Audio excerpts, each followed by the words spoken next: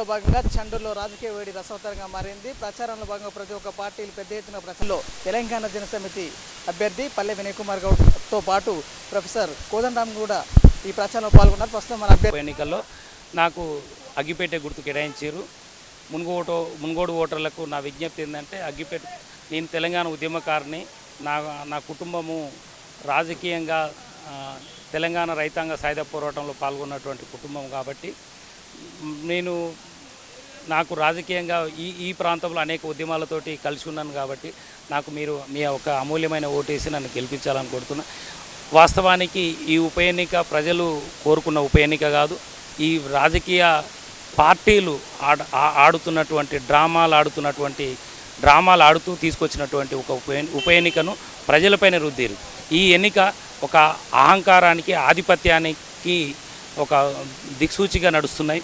అంటే డబ్బు మద్యం ఏర్లై పారిస్తూ మా రాజకీయ పార్టీల నాయకులను, ప్రజాప్రతినిధులను సంతలో పశువుల్లాగా కొంటున్నారు. ఇది ఈ ప్రాంతానికి మంచిది కాదు. ఈ ప్రాంతంలో చైతన్యవంతమైన ఓటర్స్ ఉన్నారు. ఈ ప్రాంతం రాజకీయంగా చైతన్యవంతమైన ప్రాంతం కాబట్టి ఈ ఓటర్స్ ఆలోచించి నిర్ణయం తీసుకుంటారు. మాకిప్పుడు ప్రజల నుంచి నిన్న మునుగోడు ప్రొఫెసర్ కోదండరామ్ గారు మునుగోడు మండలంలో వివిధ గ్రామాలలో పర్యటించారు. ఈరోజు చండూరులో పర్యటించారు. కాబట్టి ప్రజల నుంచి మంచి స్పందన ఉంటుంది. మాకు ప్రజలు వాళ్ళు ఎదుర్కొంటున్న సమస్యలు మా దృష్టికి తీసుకొస్తున్నారు. మేము నిజంగా వాస్తవానికి ఈ ప్రాంతంలో మునుగోడు నియోజకవర్గంలో ఉన్న సమస్యలపైన గత 2 సంవత్సరాల నుంచి మేము పోరాటం చేస్తున్నాం. ఈ నియోజకవర్గ సమస్యలైనటువంటి పెండింగ్ ప్రాజెక్టులు విషయంలో మేము పోరాటం చేసినాం. పెండింగ్ ప్రాజెక్టులలో భూములు కోల్పోయినటువంటి నిర్వాసితుల పక్షాన కూడా మేమే పోరాటం చేస్తున్నాం. తర్వాత చౌటుప్పల్ ప్రాంతంలో కాలుష్యం పైన మేమే పోరాటం చేస్తున్నాం. తర్వాత కరోనా కాలంలో గట్టుప్పల్ ప్రాంతంలో పట్టణంలో వైద్య సౌకర్యాలు లేకపోతే మేమే అక్కడికి వచ్చి కిట్లు తీసుకొచ్చి కూడా వాళ్ళతోటి అక్కడ కూడా సందర్శించాం. ప్రొఫెసర్ కోదండరామ్ నాయకత్వంలో మేము అందరం సందర్శించడం జరిగింది. అంటే ఇక్కడ చేనేత కార్మికులకు సమస్యలపైన మేమే పోరాటం చేసినాం. ఫ్లోరోసిస్ పైన కూడా మేము నిత్యము సెమినార్లతోటి ఉంటున్నాం. టీడీఎఫ్ ఆధ్వర్యంలో కూడా జరుపుతున్నాం.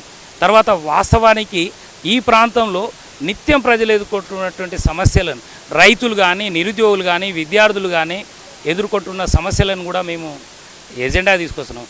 2 పార్టీలైనటువంటి కేంద్రంలో అధికారంలో ఉన్నటువంటి, రాష్ట్రంలో అధికారంలో ఉన్నటువంటి పార్టీలు మునుగోడులో మీటింగ్ పెట్టి వాళ్ళ కాంట్రాక్టుల కమిషన్ల గురించే మాట్లాడారు. కానీ ఇక్కడ ప్రజలకు ఏం చేస్తాం మేము అన్నది చెప్పలేకపోయారు. ఎందుకంటే గతంలో 2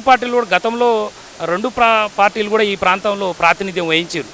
కాబట్టి ఇక తర్వాత ఇంకో 3వ పార్టీ అయితే వాళ్ళని కాపాడుకునే పరిస్థితిలో లేదు. వాళ్ళు గెలిచిన అభ్యర్థులను కూడా కాపాడుకోలేకుండా వాళ్ళని సమస్యల పరిష్కారం కోసం కృషి చేయలేదు. మళ్ళీ మాకు ఇంకోసారి అవకాశం అన్నట్టు. కాబట్టి నిజంగా వాస్తవానికి ప్రజలు, ఉద్యమకారులు, ఈ ప్రాంతంలో వివిధ ప్రజా సంఘాల నాయకులందరికీ మేము రిక్వెస్ట్ చేస్తూ ఉన్నాం. నేను ఉద్యమకారులందరూ కూడా ఒక ఉద్యమకారుని సహకరించి నాకు ఓటు వేసి గెలిపించినట్లయితే ఈ సమస్యల పరిష్కారం కోసం నిత్యం రాజకీయాలలో మార్పు తీసుకురావడానికి, రాజకీయాలని వ్యాపారంగా మార్చిన రాజకీయ పార్టీలను తిప్పికొట్టి, రాజకీయం అంటే సేవగా ధర్మభిక్షం గారు ఏ రకంగా అయితే, నర్రా రాఘవరెడ్డి కానీ, పుచ్చపల్లి చంద్రయ్య వీళ్ళు ఏ రకంగా అయితే రాజకీయాన్ని సేవగా చూపించారో ప్రజలకు, నేను ఆ మార్గంలో పయనించి ప్రొఫెసర్ కోదండరామ్ నాయకత్వంలో ప్రజా సేవ చేయడానికి సిద్ధంగా ఉన్నాను. కాబట్టి నాకు అవకాశం ఇవ్వగలరని విజ్ఞప్తి చేస్తాను.